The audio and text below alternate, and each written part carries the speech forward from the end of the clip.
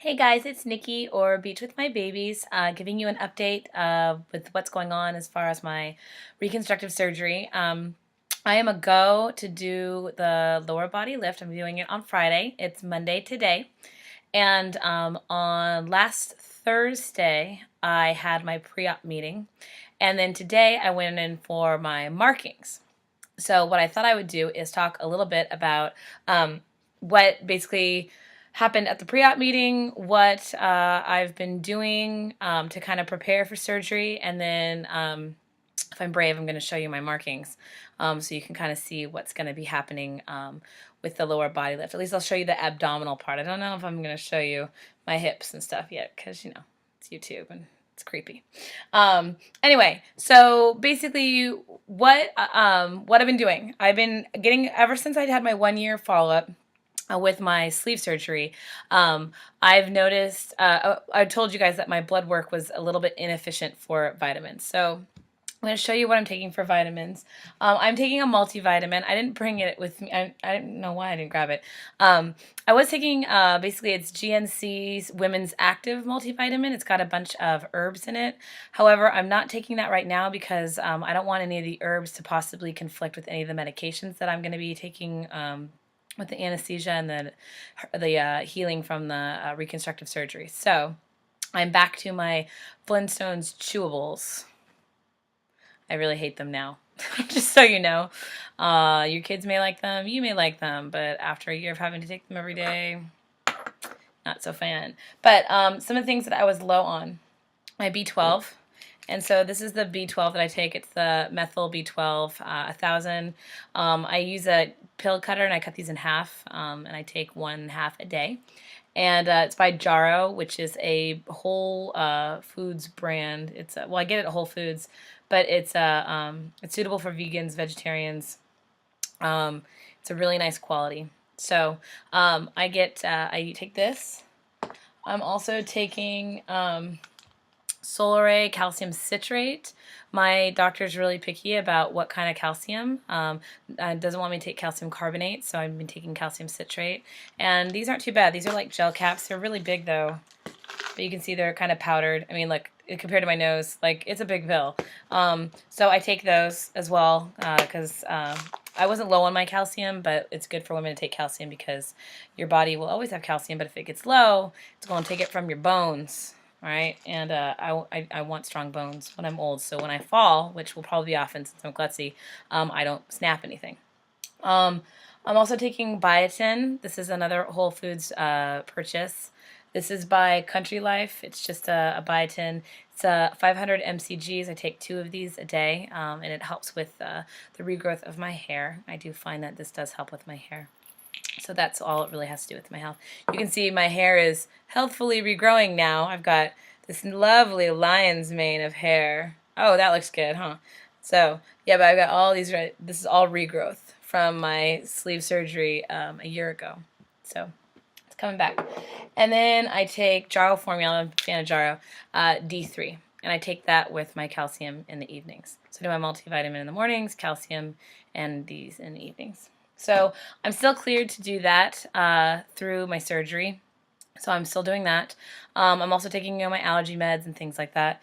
What I've started to do is up I upped my exercise a lot when I found out I was going to have the lower body lift, or when I was contemplating reconstructive surgery. So I've been running 2 to 3 times a week, about 3 miles at a go.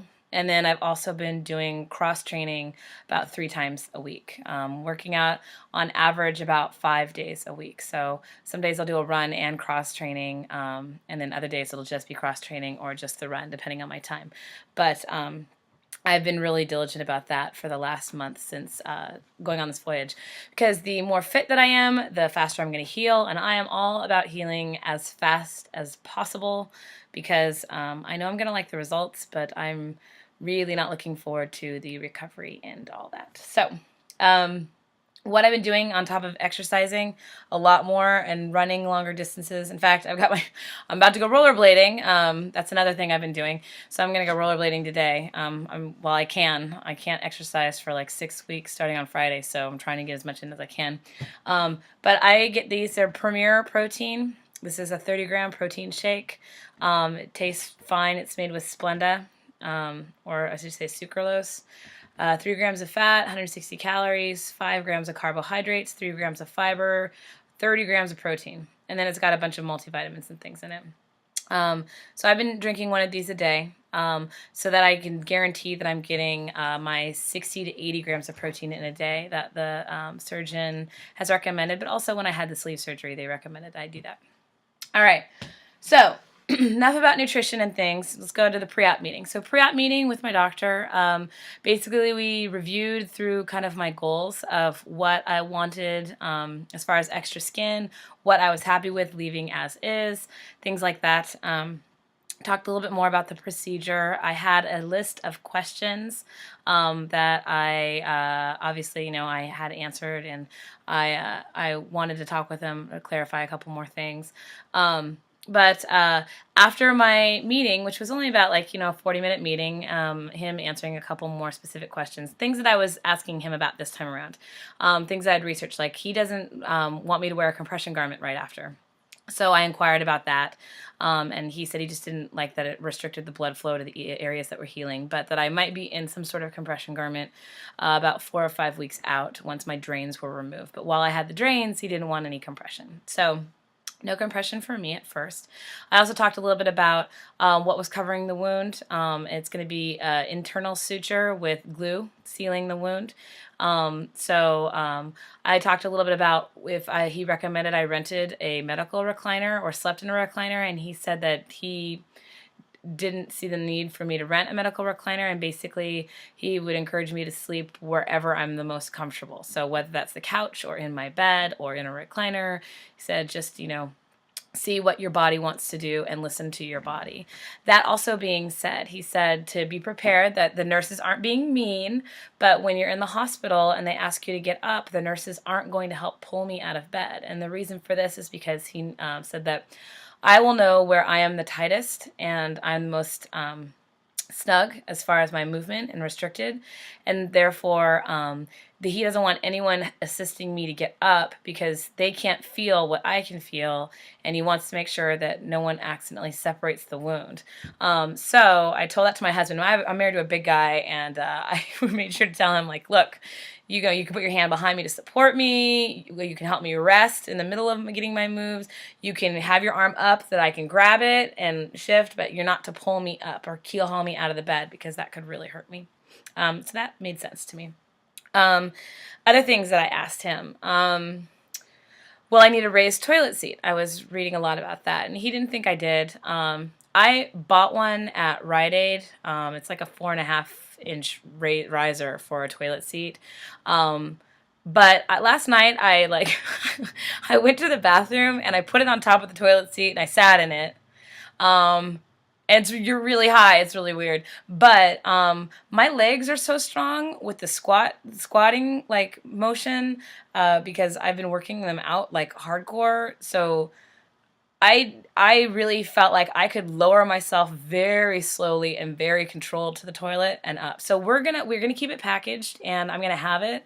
My first attempt to go to the bathroom, I'm gonna try it without any sort of riser. If I need it, great. If I don't, we're gonna return it because it was like $50 at Rite Aid, and $50 is $50, and I want that money back for other things. Like yummy food and things. So I bought that. I did buy absorbent pads, these extra large absorbent pads. I got them in the section of Rite Aid where they have the adult diapers and all the kind of elderly care stuff. And I got the pads because my wounds will be weeping. I'm going to have drain bags, things like that. If I'm sleeping on the couch in my bed, I don't want to get any fluids on either of those things that obviously I can't get out.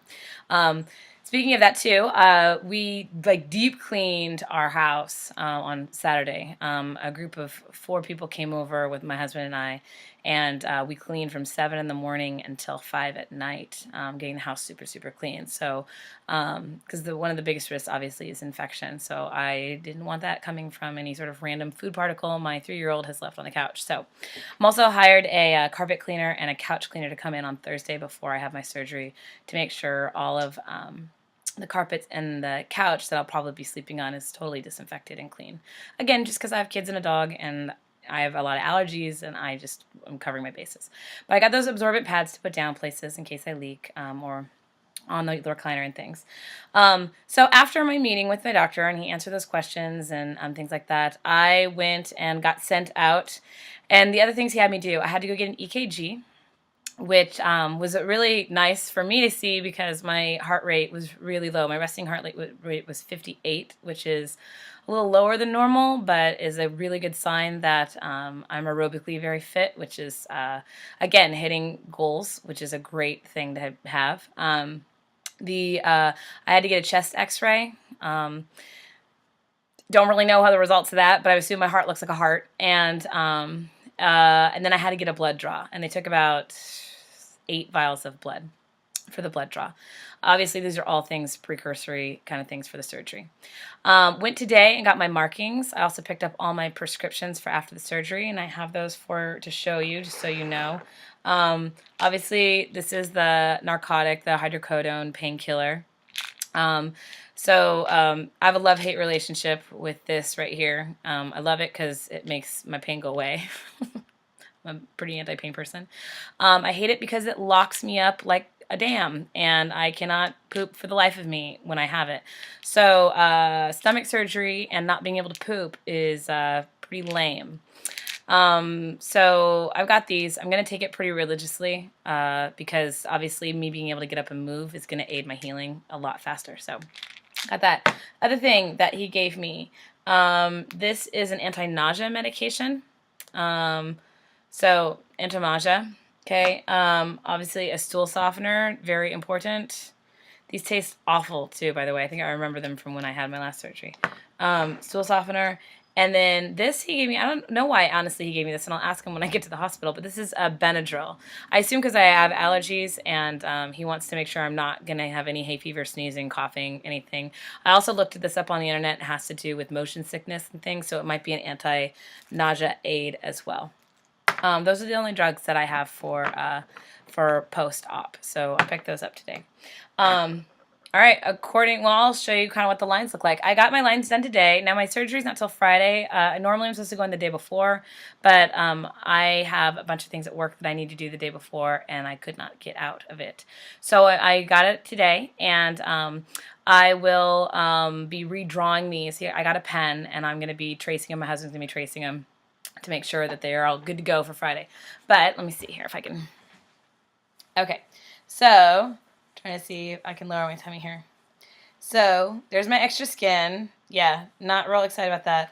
But here's, this is a guideline.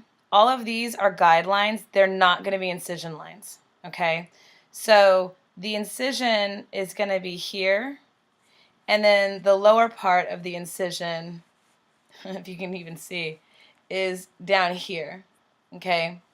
So but you can see all this extra skin. This is going to be gone, okay? Same thing with the lower body lift. It's going to address all this extra skin like right here. This is also going to be gone. So all this is going to get taken out. So from my belly button down is going to get taken out. So all this extra, okay? And then on my back, it's not as, these again, guidelines, these vertical lines are guidelines. This V is what's going to be the incision. And that's not my butt crack, but that's another guideline.